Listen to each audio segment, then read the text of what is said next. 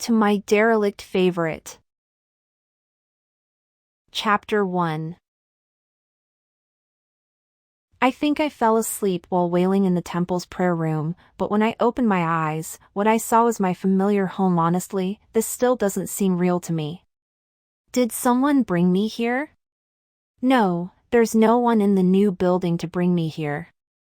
Even if they didn't know who I was, even if they did, they were not allowed to ask for the location of my house and take me there like this. I woke up with my head filled with questions. Oh. I felt light. I didn't feel sick. I was almost dying because I didn't take care of my health at all. It felt easy to get up somehow. Did I somehow go back in time? Wait, what? Regression? That was the first thing that came to mind, like a reader of Rofan novels. No way.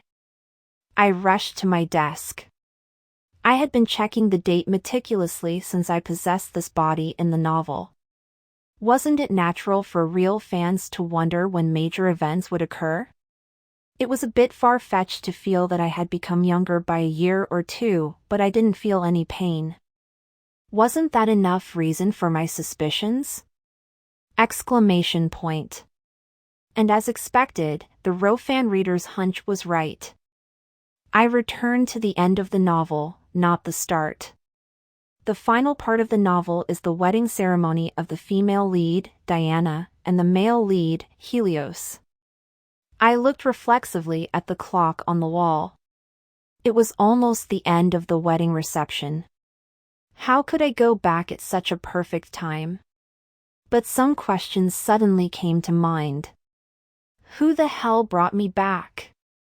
And why? Soon enough, I shook my head vigorously and shook off my thoughts. I'll think about it later. Caelus died when it was the wedding night of the crown prince and his wife. Therefore, there was still time, and Caelus was still alive. My dearly missed favorite, the second lead of the novel, Caelus. A pale, expressionless face, brilliant silvery hair tied neatly, and mysterious purple eyes, which were uncommon in the world of this novel. The 2 years alone after his death were miserable. Honestly, I didn't have any more regrets about this world, but if I could see the face of the living Caelus again, I didn't have to worry about the unnecessary things here. I couldn't let him die. Now that I had come back in time, I had to make sure that I saved my favorite. There was no need to worry about going against the original because, as of today, the novel would have a complete ending, and after that, the work would not be updated. Of course, this world would still be a world created by the author, but it was not the published part anyway. If I changed it, that was it. In other words, it was a realistic sequel. Would I be able to return to my present life after I saved Caelus? I didn't know, but even if I couldn't, I would make sure to bring him back to life today. The reason why Caelus was so heartbroken was none other than Diana. She abandoned him. Due to the cruel and cold treatment shown in the process of destroying the evil villainess and her family against Diana, Diana blamed Caelus and began to act coldly toward him. Was there anything more hopeless than a loved one not knowing the truth? Was it as easy as eating a meal to kill a wicked woman for Caelus? Maybe he didn't expect to be reprimanded. Definitely not. Caelus really wanted to keep Diana safe at all costs. Only by removing this despair from Caelus' heart can he be saved. Not to make Diana remarry Caelus, who is already married to the crown prince, but to make her realize his true love for her.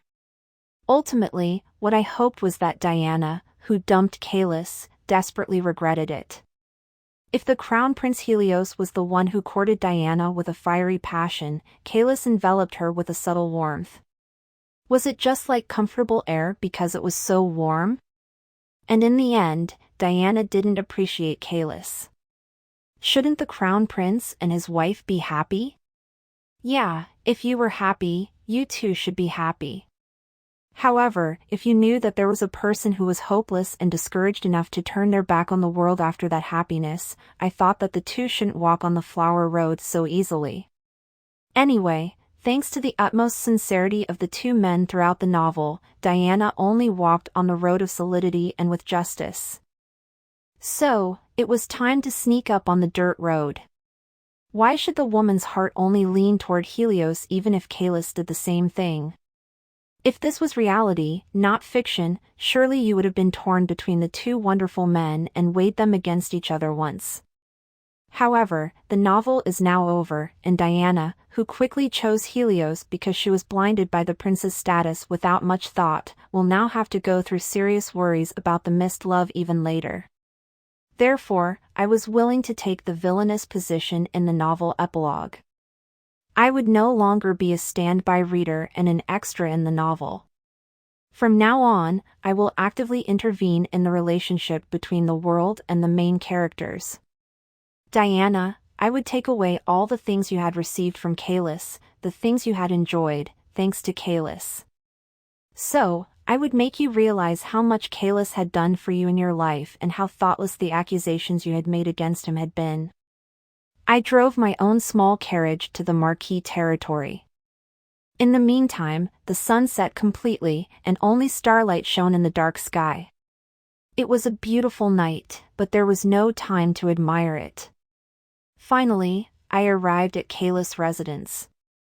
I jumped out of the carriage and shook the heavy iron gate. "Hey, is anybody there? I have something to tell you." The gatekeeper appeared with a look of great annoyance. "This is the residence of the Lord of Ilion, the Marquis Caelus. Don't make a fuss." I had spoken informally, but I couldn't change it now. Rather than revealing my identity, it was urgent to check if Caelus was safe first. Well, did the Marquis return home by any chance? It's a very important matter.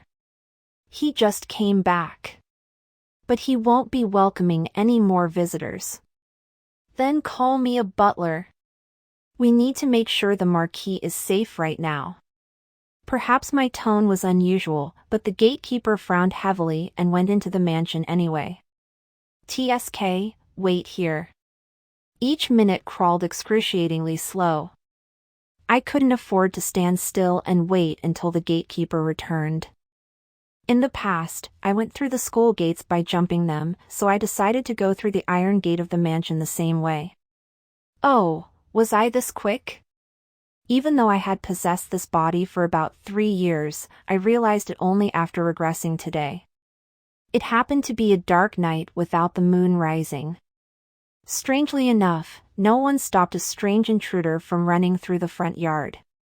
There was a mysterious but unpleasant silence. Why? There was something like that sometimes. It was like something big was about to happen, something creepy and eerie for no reason. It was just like that then. I knew exactly where to run. While the novel was in full swing, I spent a lot of money to find out that Caelus' bedroom was on the 2nd floor. I pushed open the unlocked front door and ran up the gorgeous steps in the center. Someone shouted. "What? A man!" It wasn't he, but rather, she. However, there was no room for correction. I saw the butler standing in the middle of the hallway on the 2nd floor and cried out, "What about the Marquis?" My running spirit was so fierce and ferocious that he turned the handle he had been touching and opened the door. Almost at the same time, the butler and I entered the room. And the sight that caught my eyes at that moment! Caelus! A shadow with a dagger raised against its own chest. As if surprised by the sudden intrusion, the shadow stopped and stiffened. I jumped in without thinking, and he whipped his hand and dropped the blade to the floor. The situation ended in a flash. He flopped down on the spot. By a hair's breadth, Caelus was saved. In the dark room, 3 people stood staring at each other. Me, the butler, and my favorite, Caelus, who just narrowly escaped with his life. My hands trembled, and my heart thumped violently at the worst situation that was narrowly prevented. I was gasping for breath. "What is it?" The voice was angry and chilling. It was Caelus' first word to me. But another part of me cheered furiously. My favorite talked to me for the first time. Plus, long silver hair and loose pajamas, a very sexy figure in front of me had loosened his pajamas to stick a dagger in his chest. In the meantime, I couldn't believe that I could see this, and I still hadn't gotten used to the attitude of an extra. Anyway, I should avoid the anger that would come right away. Caelus, once left alone, stooped politely toward the butler. "I await your orders, Marquis."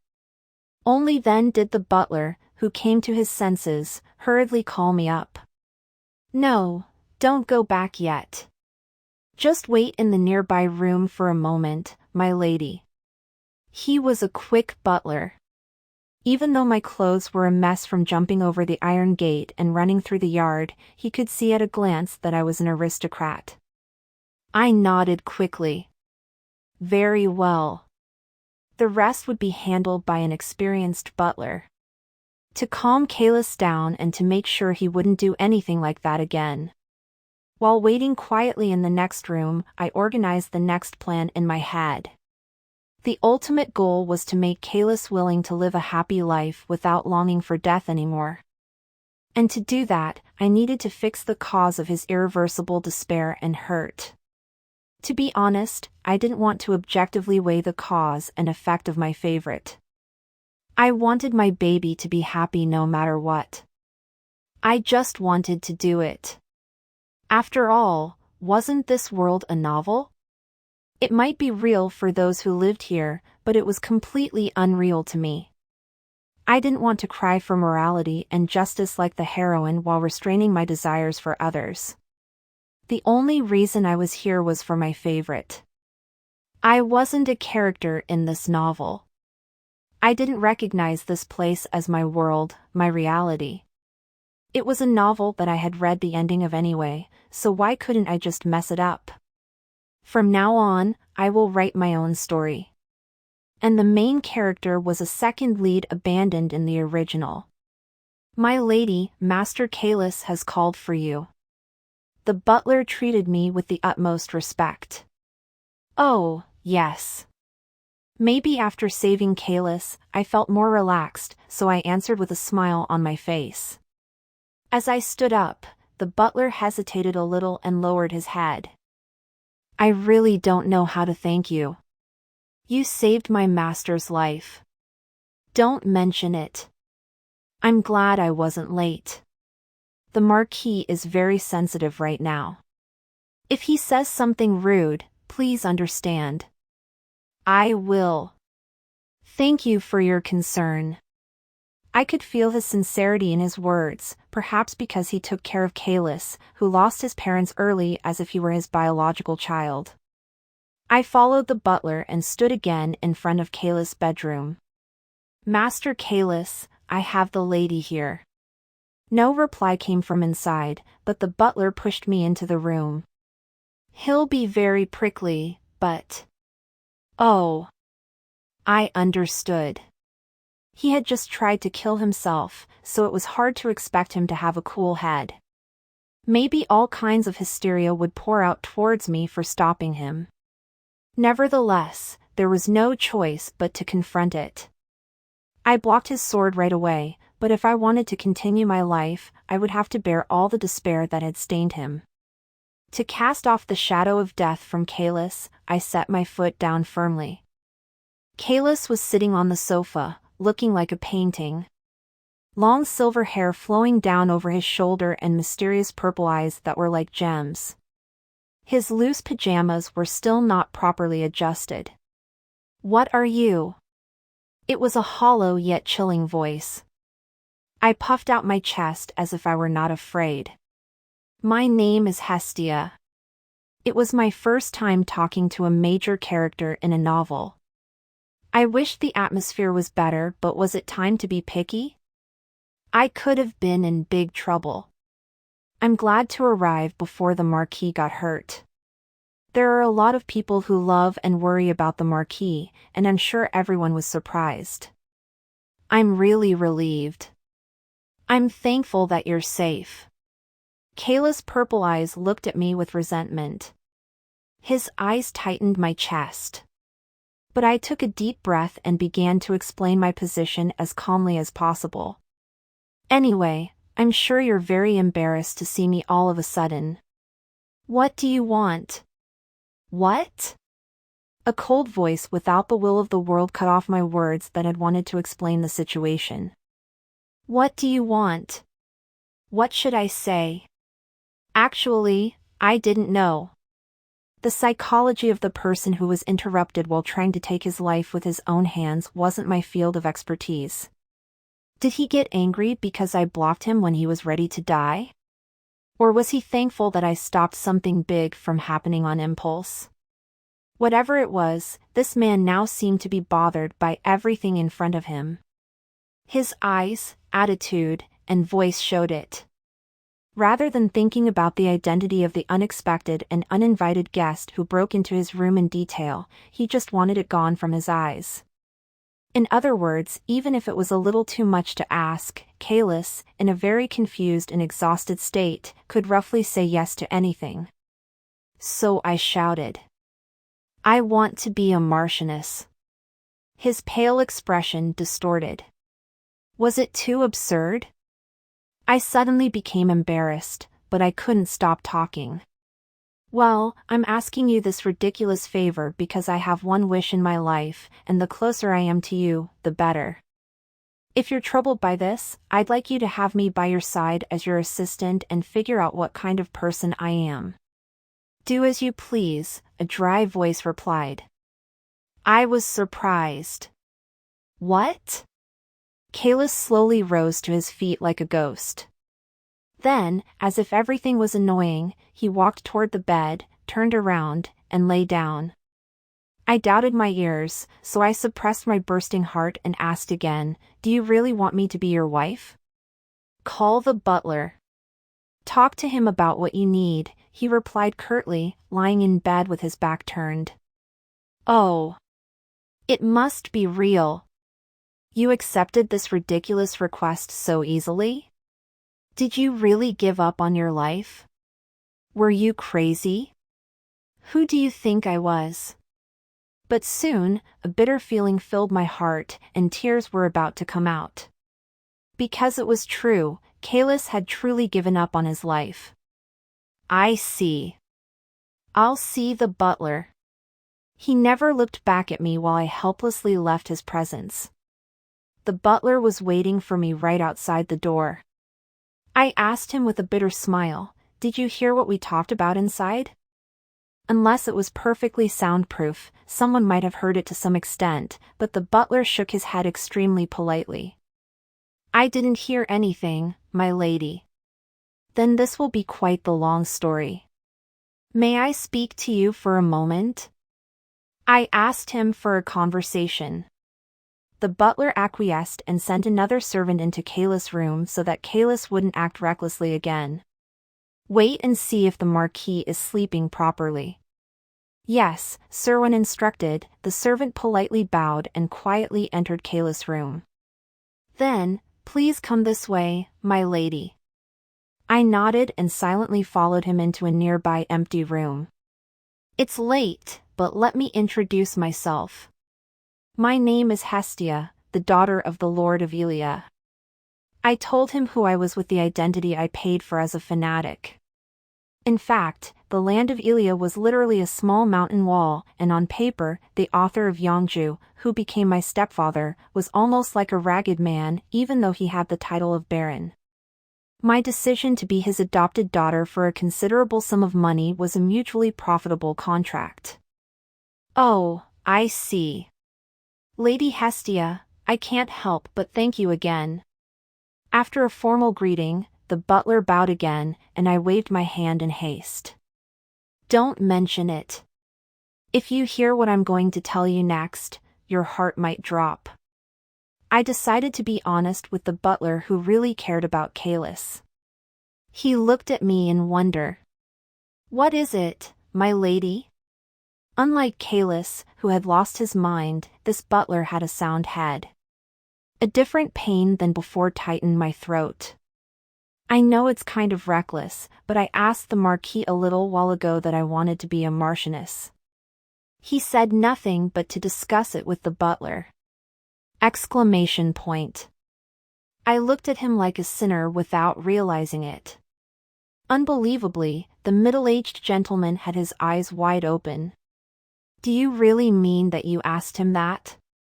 Of course, you can accuse me of taking advantage of the Marquis' condition, but I have a clear plan to make sure that he doesn't act as extreme as he does today. In order to do that, I had to be given as much authority as possible, so I boldly asked him. The butler was silent.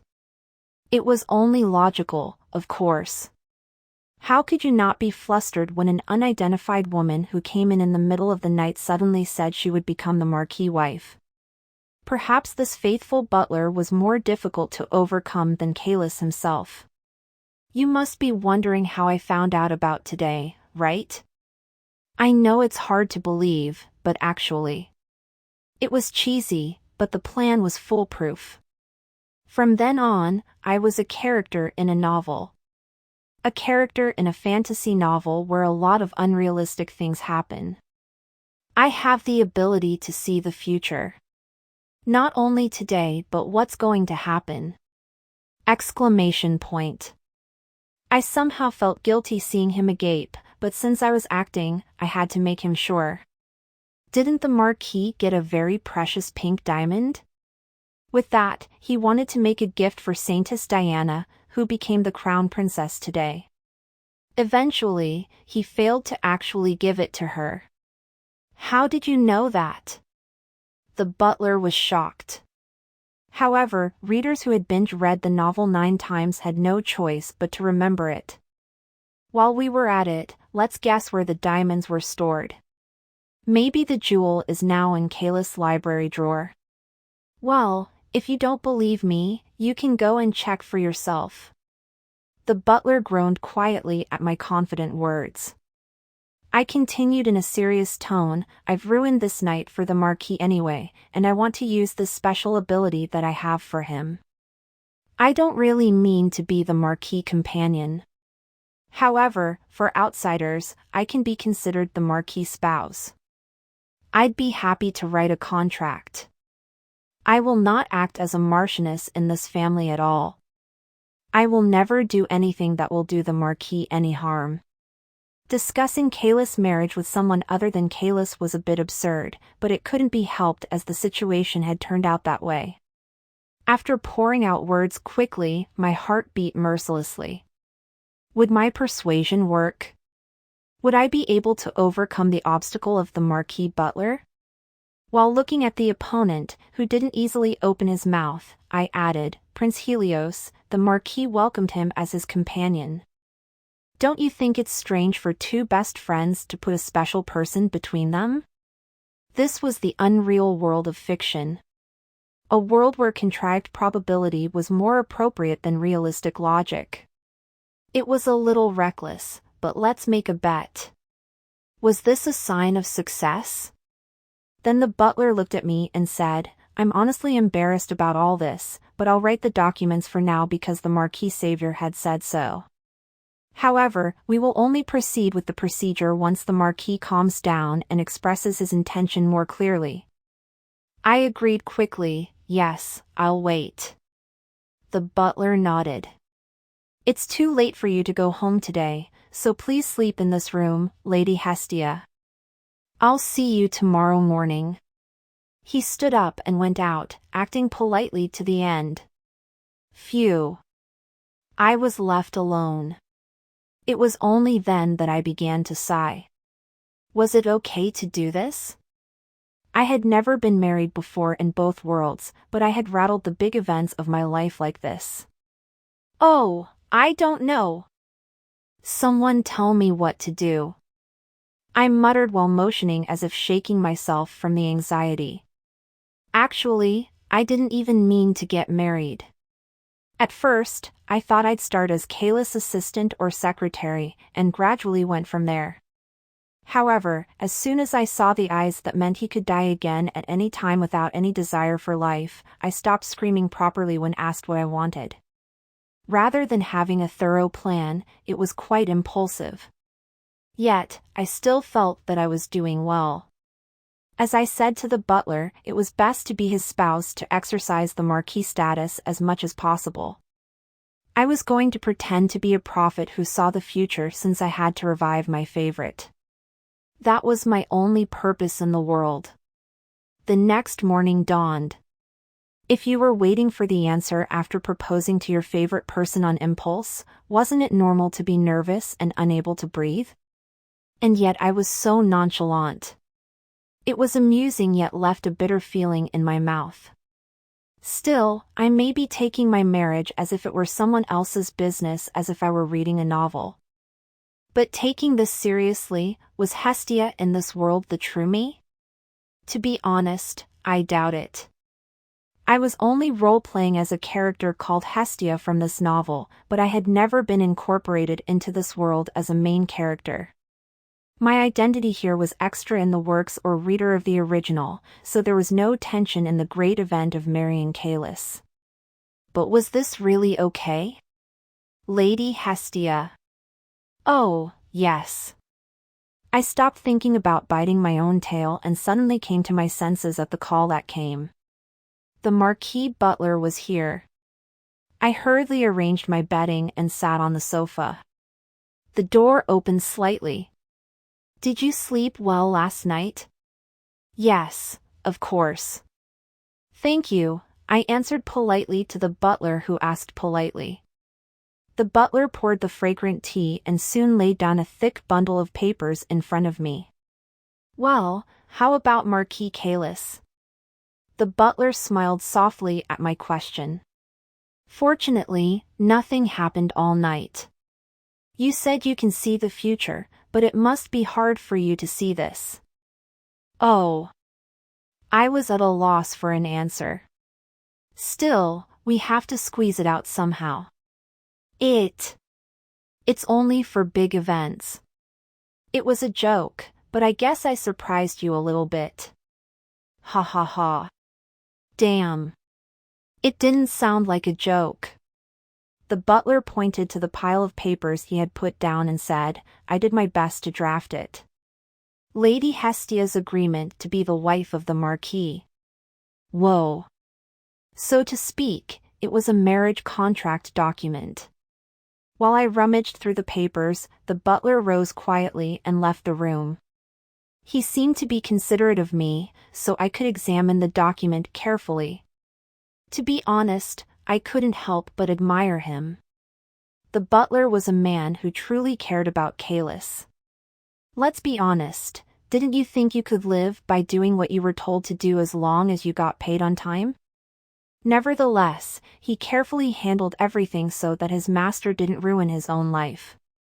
The documents were generally about not allowing me to arbitrarily deal with the persona of Caelus and the property of the Marquis. There was no reason to refuse, so I signed it, fully agreeing with the contents. It was also written about the rights I could enjoy as a Marquis wife. If not dogmatic, I could use the same level of authority as Caelus himself. And it also included that a certain amount of money would be paid in the future. I agreed with all but the matter of inheritance. I had no interest in Caelus' property. It was the same when I signed a contract with my stepfather on paper, the Lord of Elia. After reviewing the documents, I called the butler again. Most of them, I have signed and agreed, but I won't take over. I don't want to be misunderstood as a swindler going after the Marquis fortune. Oh, is that so? Very well. Then I will see you after breakfast. The butler's tone was plain. After some time had passed, I followed the butler to Caelus' bedroom. The room we entered was very gloomy, and the curtains were drawn. Master Caelus, I have brought Lady Hestia. Caelus was sitting on the sofa, disheveled as before, looking exhausted. It seemed that his mind was still hazy. My chest throbbed in pain. The butler glanced at me once and held out the papers before Caelus politely. As you instructed, we have prepared documents to recognize Lady Hestia as the Marquis wife. Lady Hestia has already signed it, so the only signature needed left is yours. Caelus leaned back in his seat and glanced at me. If only his eyes were sharp. Unfortunately, his eyes were empty. His back leaned away from the sofa. He grabbed a pen and signed, flicking through the last page of the document. The butler gave me an apologetic look. In less than 5 minutes, we got married. After finishing the last of his signature, he threw his pen away as if he were annoyed. "All right, get out." His voice was filled with irritation. I was choked up by an unknown sadness. Still, I endured it and bowed gratefully. "Thank you, Marquis." There was no reply. Without a choice, I took the documents and left the butler and the bedroom. The butler politely called after me, "Lady Hestia. I look forward to your kind cooperation. Please save him." That was why the butler drafted the documents without complaint and helped us to get married. It was all for Caelus to regain his motivation to live again. I look forward to your kind cooperation. But how should I address the butler? Please call me Euros. Something felt weird. In the novel, he was only known as the Marquis Butler without a name, but after hearing his name, it felt like he had become a real person to me. "I'll be right back with the servants to greet the Marchioness." He waved his hands quietly. "No, it's fine. They don't have to greet me. As I said, I'm not here to be the master of this place." "Well, then. I'll show you to your room." The butler accepted my words with embarrassment but no hesitation. It was an unduly plain manner. I liked it quite a bit. My room was at the end of the hallway, opposite Caelus' bedroom. It was as large and as colorful as Caelus. For some reason, I felt sorry. However, if I asked servants to make this room simple to suit my taste, it would cause unnecessary trouble for them. I should just leave it. "Thank you, Euros, but I have to go out for a while. I have to bring my luggage from my old house. Then I'll make the necessary preparations." The butler turned away at once. "Who?" I sighed a little and looked at the marriage certificate in my hand. It was a piece of really light paper. However, it was the weapon that would be the biggest force against Diana and Helios in the future. I approached the desk on one side of the bedroom and opened the drawer, placing the marriage certificate in it. I even turned the key firmly and locked it. Sooner or later, I would take this document to the Crown Prince and greet the Marquis. What a look worth seeing. I returned to the house where I lived by carriage. The first thing I packed was my fanatic notebook and calendar. Dioctyl Note was my #1 treasure that meticulously recorded events in the novel. I planned to fill in the details of what happened before the return and what happened after the ending. It would come in handy one day. Clothes and accessories were not very important to pack. The packing ended without a hitch. When I returned to the Marquis mansion, it was already evening. At the recommendation of the butler, I came down to the dining room for the first time and ate. Naturally, I greeted the chef and other servants. Only then did I realize that this was the consideration of the butler in his own way. Even if I became the Marquis wife in the blink of an eye, Euros seemed to recognize me as another owner of the march. This was why I had no choice but to do my best to save Caelus. I felt a new burden on my shoulders. "How is your meal? Please let me know if you enjoy anything in particular. It's as good as it can be. I can't ask for more." I exchanged conversations with the butler. The chef looked relieved, too, smiling lightly. Once again, I emphasized with my whole body, I was not here to take over this property. I asked cautiously, well, by the way, how was his day? Master Caelus, that is. The butler's eyebrows drooped. He didn't come out of the room all day. He didn't even eat. Well, I see. I can't let that happen. We'd better get him a fruit punch with brandy. Exclamation point. The butler didn't hide his surprise. No, how did you? He smiled slightly. Of course I knew the drinks that Caelus would look for when he had no appetite. He was my favorite. It's too early to be surprised. There will be more surprises ahead. Ah. I said another word indifferently in front of the admiring butler. I should visit the temple tomorrow. I'm going to take back the land that the Marquis donated for the Saintess. Pardon. The butlers and servants who heard me opened their eyes wide in disbelief. The reason why Diana, a commoner, was able to solidify her position in the temple was thanks to the land presented by Caelus. The frightened butler bowed his head at once. His voice trembled, I see. I'll get ready and prepare for your first outing. This was only the beginning. Diana, I would tell you one by one how great your love from Caelus was. Judging from the reactions of the butlers and other servants, Diana didn't seem to have given them a good impression. The novel focused more on the narrative and emotional portrayals between the heroine and the second lead. It didn't even elaborate on the perspectives of others watching them, so this was the first time I found out about it. However, in the process of Diana's happy ending with Helios, it was roughly well known. The nobles initially opposed the love between the two but eventually agreed. The cause was simple: the daughter of the Duke, who died after drinking the poisoned tea, was fiercely hostile to Diana, but after her death, the focus of public opinion was gone and became a Yuyamuya. In the end, thanks to her, the two ended up getting married safely. The Marquis people couldn't have known Caelus' feelings. Not many of them, but they always banded together to serve their young master into adulthood. Perhaps more than I did, they cared about and loved Caelus. So it couldn't be helped that Diana was annoying in their eyes, too. Of course, Diana also had her own grounds for choosing Helios instead of Caelus. However, there were many things in the world that you couldn't help but get emotional over rather than understand logically. We hated her for being the cause of Caelus' extreme behavior anyway. Everyone, thank you for everything. Please take care of me in the future.